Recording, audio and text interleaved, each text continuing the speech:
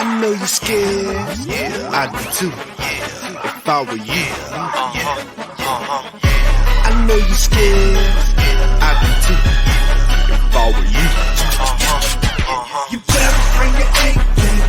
Bring your A game. You better bring your A game. Bring your A game. You better bring your A game. Bring your A game. You better bring your A game. 'Cause I'm a monster. You better bring your A game. Bring your A game. You better bring your A game. You better bring your A game. What up, everyone? JJ Vikings here. Here with former Minnesota Vikings quarterback Kyle Sloter. Sloter, right? Yes, sir. Kyle Sloter, welcome to the show. Hey, I appreciate it, man. Thanks for having me. Yeah, always. So it's finally great to have you on. Finally great to see you. About 6 years ago, I was only 7 years old. I had this Vikings magazine. I was looking at the roster because, I got this awesome magazine, and I saw your name on it, and I never knew that years later I'd actually be able to interview you. So this is amazing. Yeah, well, I appreciate you having me, man. I think what you're doing is awesome. I followed you a little bit on Twitter and see all your videos and breakdowns, and I think you're doing a great job, man. So I appreciate you having me. Yeah, I appreciate it too. So I want to start by saying, did you go to Southern Miss before transferring to the University of Northern Colorado? I did. So out of high school, went to Southern Mississippi. They made me a wide receiver. So I played wide receiver for them for about 3 years before transferring to Northern Colorado and finally getting my opportunity at quarterback, which ultimately led to me getting an opportunity in the NFL. That's nice. And luckily, after being signed an undrafted free agent to the Cardinals, right? The Broncos, actually. Oh, the Broncos. Yeah, Broncos. Sorry. And then you came to us. You stayed with us for 2017, 2018, and that's when I saw you on the roster. So it's great to finally interview you. And you're also a quarterback for the Birmingham Stallions. Are you still in the USFL by chance? Yes, I am still under contract with the Stallions in the USFL. Yep. Wow. How's the USFL? How would you compare that to the NFL? Yeah, it's a jumpstart league. They're trying to give people more opportunities, guys that are second, third string guys in the NFL that just never really got an opportunity to play, because that's really how you stick around in the NFL.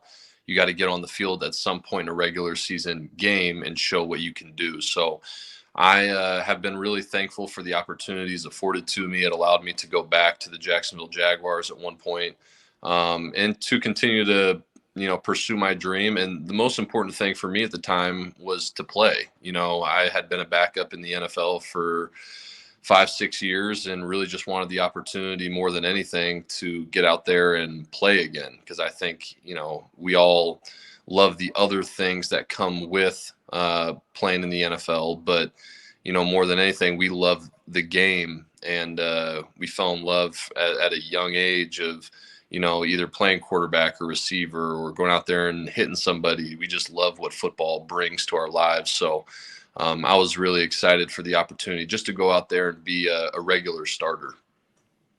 Yeah, I was actually about to ask you, what do you like most about the sport of football? But I think you're pretty much covered it there. Yeah, man. I just fell in love, as a quarterback. People fall in love with the game for different reasons. Receivers love making the big catch over somebody, having the ball in their hands after, it's thrown to as a quarterback. I was somebody that really enjoyed being able to affect the game every single play. You had the ball in your hands every single play.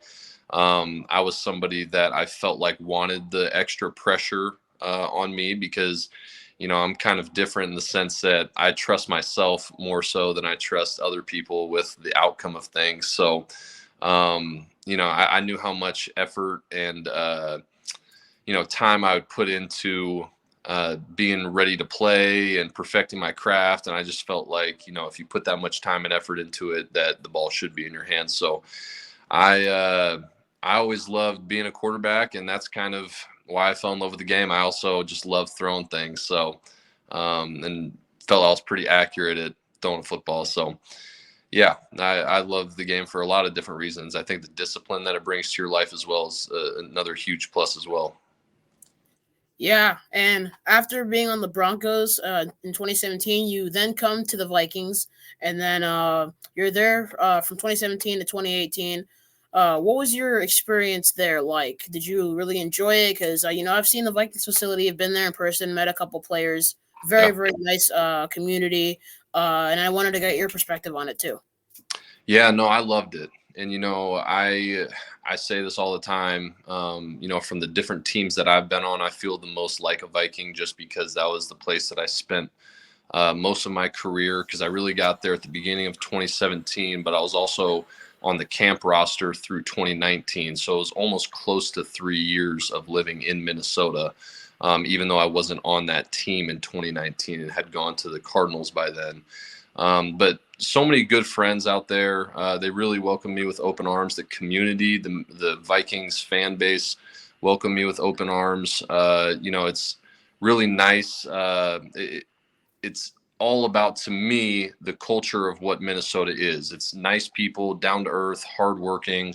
And I felt those are the things that really resonated with me, and things that I believed in my own life. So, truly thankful to the Vikings coaches, teammates, fans, everyone, and how great of an experience I had being up there. It was a lot of fun, especially being there during that 2017 season.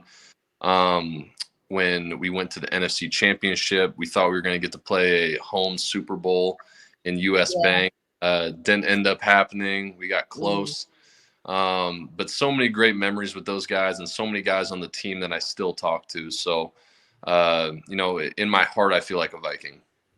Oh, of course, by the way, the NFC Championship game, we don't talk about that. We don't talk about that as Vikings fans. We don't Uh, talk about uh, that. But what I uh, can say is you and your 2017 Vikings team, I mean, you guys brought so much love to my heart, so much inspiration. And as a 7-year-old kid at that time, I had so much love for the Vikings. Still lived in Minnesota. I was born and raised there for 7 years.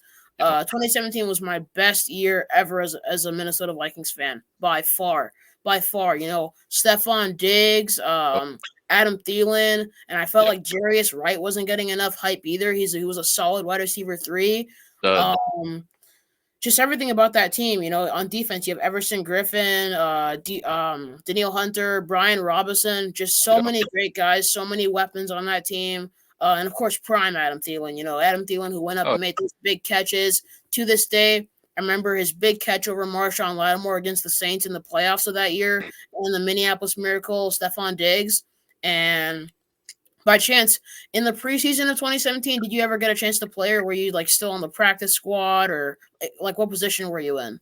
so I did my 2017 preseason with the Denver Broncos. So I was playing with the Broncos. They ended up trying to put me on the practice squad, and then the Vikings came and grabbed me for the active roster. And I backed up Case Keenum all year after Sam Bradford got hurt in that very first Saints game. So, yeah, I was over in Denver, did my 2017 preseason over there, and then did two preseasons with the Vikings in 2018, 2019. And you were born in Atlanta, Georgia. So like, do you have any like connections, ties with Atlanta? As far as like the Falcons go, you're saying? Well, you can mention that, but I'm also talking about more like the place, the city, the state. Oh yeah, obviously born and raised there. That's where I've made my home now. Atlanta to me will always kind of be home, just having been born and raised there. I was actually surprised how many guys from that Minnesota team were from Atlanta. Now having played in the NFL, I realize how big of a hotbed it is for NFL talent, guys coming out of there, people coming into town to make it their home. It's got a lot less harsh winters than Minnesota, as you can imagine. We Yep. don't get all that snow down there. So it makes it a little easier to train in the wintertime in your off season. So yeah, Atlanta is near and dear to my heart as well. Yeah, so that leads me to ask the question. So in 2017, the Vikings played the Falcons. It was in Atlanta. The Vikings won 14-9. I believe you were still on the team at that time, right? I had a lot of people. And Yeah, go ahead. Yeah, and was that game any kind of like a revenge game or any personal connection to you? Like, did that game really mean something to you? Just being back at home.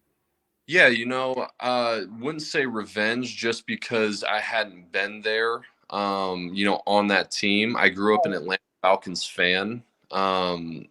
Just being in the area, always cheering for the hometown team. I'm still kind of like Atlanta Braves, Atlanta Hawks. I cheer for in football the Falcons and the Vikings, um, Denver as well because they gave me my opportunity. But yeah, when I went and played in Mercedes Benz in 2017, it was a pretty unique experience for me because, I grew up right around the corner throwing the football in the front yard with my dad, dreaming of playing there someday, and being on that stage. And although I didn't get to actually play in the game, being Case Keenum's backup in that game and being able to travel down there, stay in the hotel right around the way, and kind of go through the mindset of you're preparing for a game in Mercedes-Benz Stadium against the Atlanta Falcons. It was a pretty unique experience for me. It was definitely weird to be on the other side of a team that you grew up cheering for. It'd be as if you grew up being a Vikings fan and then playing for the Green Bay Packers. It's like, okay, I love the Falcons, but I love my team more. Like my team's got to win. You know what I mean? So it was definitely interesting. I can't say that I was super torn about it because when you are playing on a team, you want your team to obviously win and perform and beat the other team. So, but definitely a cool experience for me because I had a lot of friends and family in the stands during that game, and getting to play and live out a dream was definitely a special moment in my life. What's really crazy too is so I was actually in 2017. I also actually had some interest in the Falcons too. So believe it or not, as much of a diehard Vikings fan that I was, for some reason, since I wasn't really set on Vikings football yet, as much as I love them, I was like, who do I choose here, Vikings or Falcons? Both seem really interesting to me, and then I choose. Yeah, of course, I'm gonna stay with the Vikings because I'm still a huge Vikings fan, and Yeah, yeah. yeah, that's it too. And there have been many Vikings players who have had friends and family in the stands or have had some kind of connection to Georgia, like Brandon Powell, for example, wide receiver for us, week Yep. 9, 2023, against the Falcons. He caught the game winning touchdown pass from Josh Dobbs. Incredible story. We actually thought Josh Dobbs was going to be the next Case Keenum. Yeah, so it's funny. Josh Dobbs and I actually grew up being kind of crosstown rivals in like basically all of our sports from like T-ball to high school. So he went to Alpharetta High School. I was zoned for a public school called Milton High School, ended up going to Mount Pisgah Christian School. But growing up, I mean, we played T-ball against each other. So it's kind of cool to see the things that he's been able to do. Him finally getting his opportunity. I kind of feel like the difference in our two careers has kind of been, the ability I feel like has been there. It's just now he's finally getting the opportunity that, I wish I was afforded, the chance to play in a regular season game. He got it. He did well with it. I know that there was some rocky points there towards the end of the Vikings tenure in which he was starting. But he's got a lot of ability. He's got a lot of natural athleticism that allows him to, escape certain situations, extend plays. I think he's created a lot of value for himself moving forward and is going to continue to be a good quarterback in the NFL for a long time. Yeah, I love Josh Dobbs too. Amazing player, amazing person. A guy that I'd love to meet someday soon, because just a big inspiration to me, and he's proof that whether it's 3 5 days, which is a ridiculous amount of time to go in and It do what he is. did, or however much time it is, you can go out there, you can inspire people. And he's definitely had challenges in his life with him having alopecia, obviously, Yeah. and stuff like that. And he still rose up to the challenge and did what needed to get done. And I'll always admire him for that. And I don't care how he performed against the Bears because I still admire him. I always will. And he's a guy who I just hope we keep. He's a reliable backup at For times. sure, for sure. Well, that's good, man. You're a good fan to have because there's definitely a lot of fans out there that give up on you pretty quick, say some pretty harsh things, but you seem like a good fan to have in your corner because I know he'd appreciate having those people that stick with him through thin and thin. So or thick and thin. Yeah, and you mentioned Mount Pigsa Christian School, right? Yes. Well, in football, you set nearly every record with 9,200 total yards, 6,000 passing yards, and 3,000 rushing yards with 87 career touchdowns. And you've also played basketball before, right? Yes, basketball was kind of my first love. Yeah, because you are 6'5", right? I am, yes. Yep. Wow, that's tall. Yeah, growing up, I always thought that basketball was kind of going to be the sport that I went into. That was kind of my if I could still log in. I can't remember any of the stuff. This is long, long ago, before you were born. But MySpace, if you ever heard of that, is kind of like the Facebook before Facebook. And on my bio, when you're a kid, you probably share too much, but I was like, my dream is to play college basketball. So I was a big basketball guy. I was actually more accomplished in basketball than I was football. I just probably didn't have, 6'5". I still probably didn't have the height that was required to play basketball at a super high level. D1, as hard as it is to play Division I football and get a scholarship in that, it's much harder to get one of the 5 or 6 scholarships a year. In football, they give out like 20 to 25 a year. In basketball, they give out like 4, 5, or 6 to guys, a year. So there's really not much. There's not a lot of quantity in terms of scholarships for athletes. And being a 6'5" guy, Georgia, the University of Georgia had approached me about playing point guard. And I was like, well, I'm more of like kind of a shooting guard and like a 3 than I am a point guard, but I wasn't tall enough to play that. And, since I was a little kid, I always had this weird thing about me that, whatever it was, I thought it'd be basketball, but whatever it was that would give me the best opportunity to be a professional athlete was kind of going to be the road that I chose.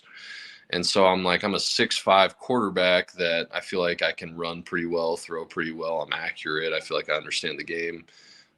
Basketball, I'm kind of an undersized player for my position to play like professionally. So I was like, you can either be exactly what they're looking for in football, or you can be like an outlier in the NBA. And I was like, I'm probably not going to get the chance to make it to the NBA. So we'll try to go the football route here. Yeah, and there's some very, very tall guys in the NBA. Isn't Anthony Davis 6'11"? He's 6'11", right?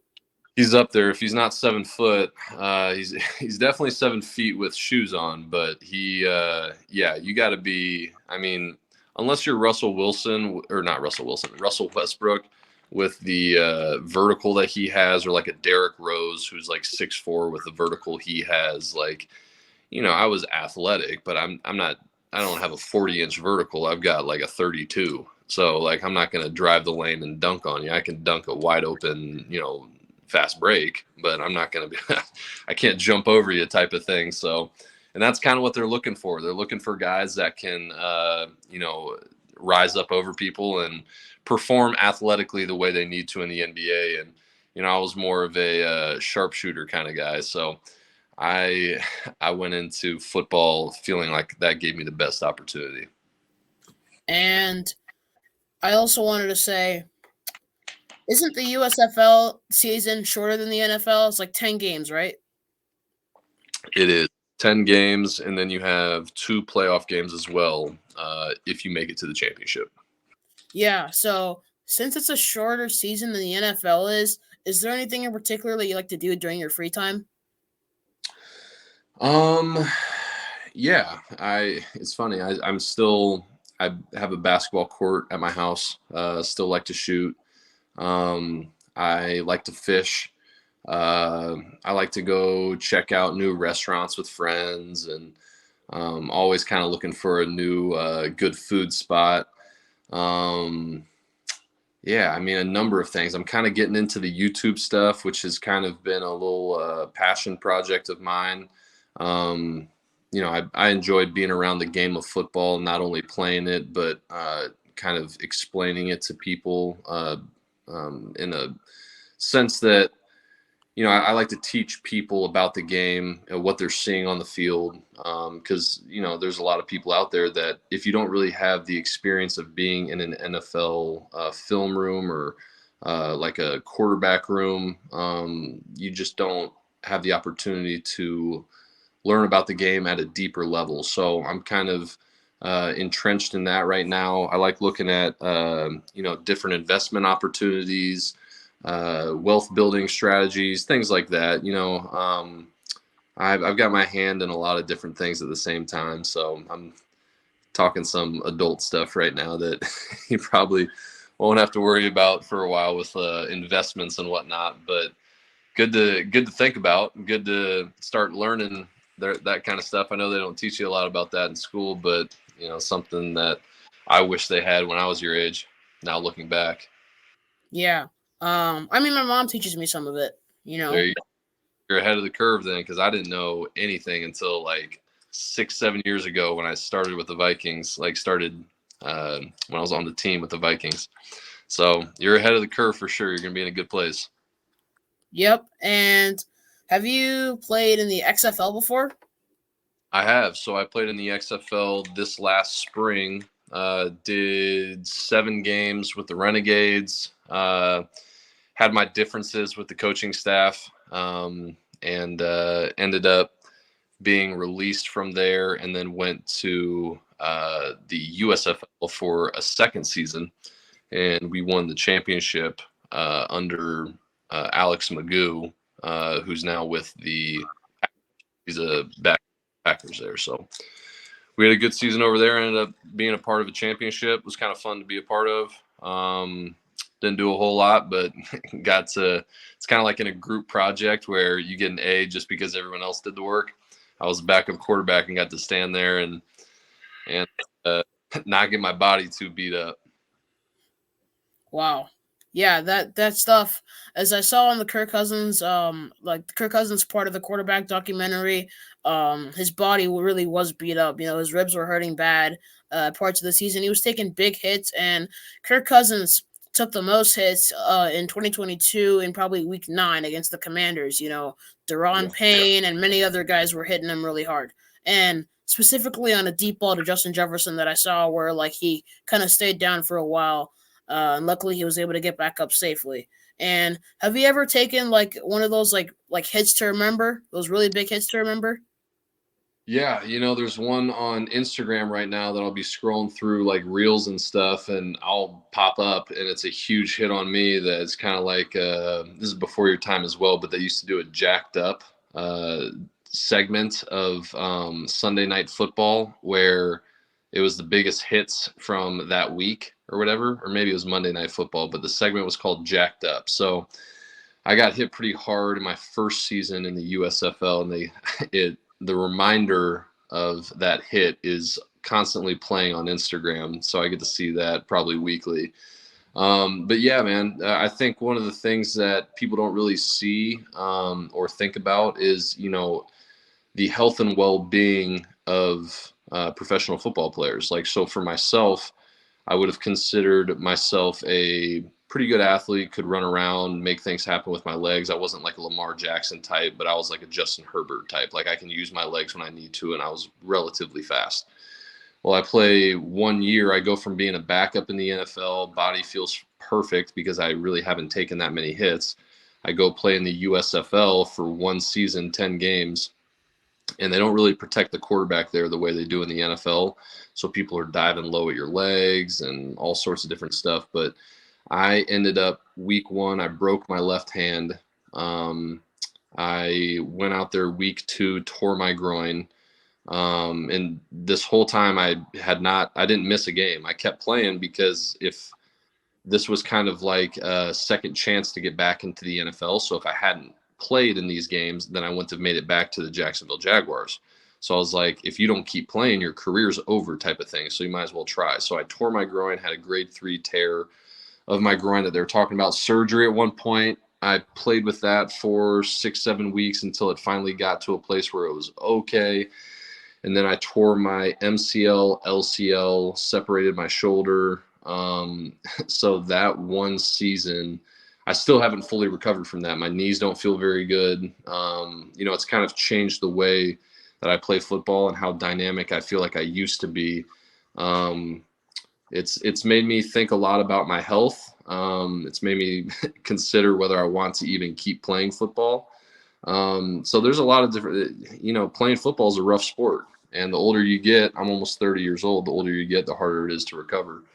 So, yeah, I've taken a few of those hits to answer your question. Yeah, sorry about those injuries. That sounds like a lot. And what you said about, not feeling as mobile as you used to be due to the injuries, it kind of gives me like a Carson Wentz vibe when he suffered that injury against, I believe it was the Rams, right? Yep, exactly. That Yep. knee injury. It was bad. It was bad. Yeah, those kinds of injuries will change the trajectory of your or the trajectory of your career. It's something that, for me, where I would have normally planted and, made a cut one way or the other, now there's pain associated with that. So it's just like, I don't know, it's not impossible to function. It's just like you're functioning at like 65-70% of what you used to be able to function at. So like that's what I hope with Kirk coming back from an Achilles. Now he wasn't somebody that was overly inclined to run the football, but so I hope that it doesn't affect him too much, just being able to play from the pocket. But there's a little bit of downside in terms of how your body feels forever associated with injuries. And you talked about your comparison to Justin Herbert. So Justin Herbert is a quarterback to me who looks like a guy who can kind of like he can run, but he would rather pass. Like he uses running as his last resort. And Yeah. would you think of yourself as that kind of quarterback? Yeah, and that's kind of the best way to describe it. I think as a quarterback, you have to be pass first, especially in the NFL. You have to be able to beat people with your arm, your accuracy. And then when you maneuver throughout the pocket, maybe roll out right or left, I think that's still something where good quarterbacks still have their eyes downfield. But there's a fine line between, hey, if I have 10 yards in front of me, I'm just going to go take that, or do I continue to try to find the big play downfield? Some quarterbacks are better than others at knowing when to take off and run. I was somebody that, yes, I would use my athleticism to escape the pocket to then try to continue to pass. I never really mastered, I would say, the ability to know when it's time to give up on trying to throw the ball.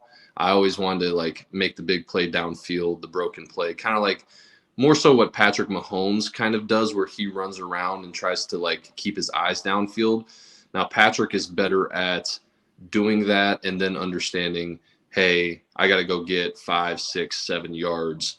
Probably something that I could have done better, and something that my dad actually harped on, for a long time in my playing career. He's like, hey, just take off and run. Like you can run. Like, you're fast. Go get some yards with your legs.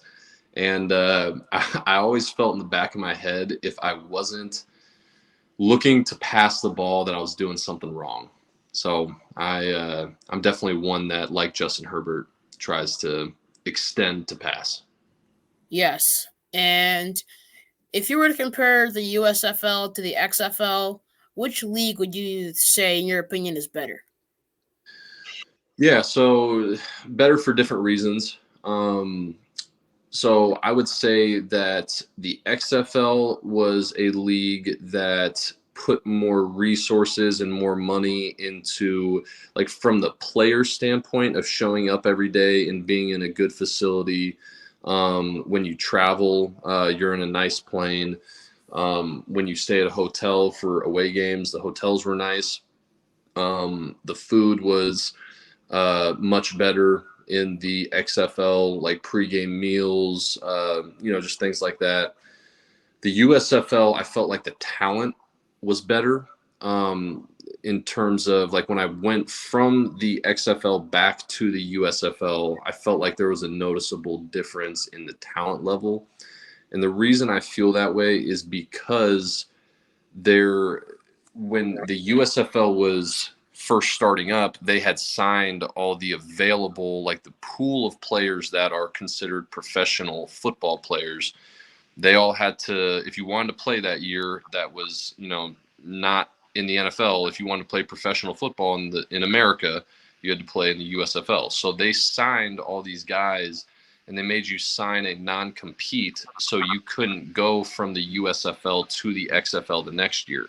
So all the guys that were in that player pool that wanted to play professional football, they all signed to the USFL. Well, then the XFL comes along the next year and they don't have a very big pool of players to choose from. Um, so I felt like the XFL did a good job of going and getting top tier talent like your Josh Gordons, your Martavis Bryants, AJ McCarron.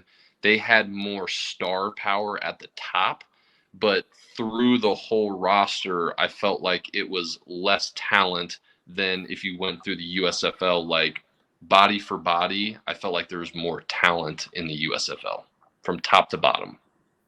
Wow. Okay. That's nice. I like both leagues because of how like fun they are and how it's nice to Yeah. have something unique every once in a while to watch. And I'm pretty sure it's when the NFL season is over is also when the USFL's on. So Yep. that's Gives you that's more really football. nice. Yeah. And additional football always the best thing. Well, for me, it's when I'm not playing it. I'd rather be an analyst. I'd rather talk football. Because the injuries get so numerous. Yeah. Uh, I also wanted to ask you about the Breaking Boundaries Foundation. Yeah. So I don't want to burst your bubble with the breaking boundary stuff, but so back then it was more so of a friend. I didn't have a foundation for my claws, my cleats, so it's not necessarily something that I'm super tied to. It was something that a friend, it was his foundation and he was doing good work within the community. So I chose to support him. He had asked me to put it on my cleats for my cause, my cleats that week. I believe we were playing, I think we were playing in Washington, but I don't know for sure. No, it was a home game. But anyways, the Breaking Boundaries Foundation is my buddy's foundation, and I haven't been super involved or tied to it for the last probably 4-ish years or so. But I know he's doing good things and helping kids out and helping kids from rough backgrounds, creating scholarships, things like that. So, but I'm not super tied in with that right now. I wish I could give you a better answer than that, but it was kind of just a, hey, I'll help, bring awareness with my cleats this week type of thing. Yeah, anything to help out friends. Friendship is very valuable in For life. sure. Absolutely. And do you have any plans for the new year? I don't really. I'm up here in Iowa with my wife's family. We'll probably just get together, watch the ball drop type of thing.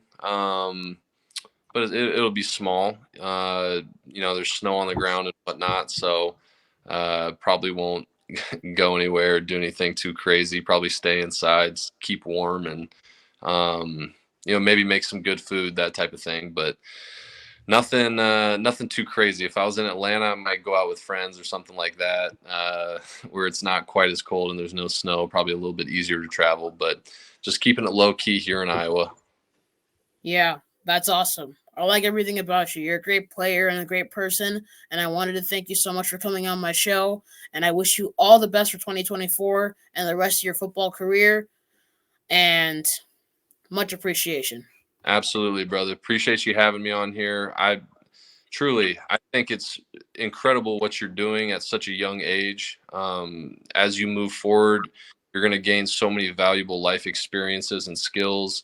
Keep doing what you're doing because there's not many kids your age that are as courageous in this environment and in this space So keep doing your thing. I'm really proud of you as well. You're an inspiration to me as well. So keep going. Yeah. Thank you so much. Absolutely, man. Take it easy. Happy You New too. Year. Happy New Year.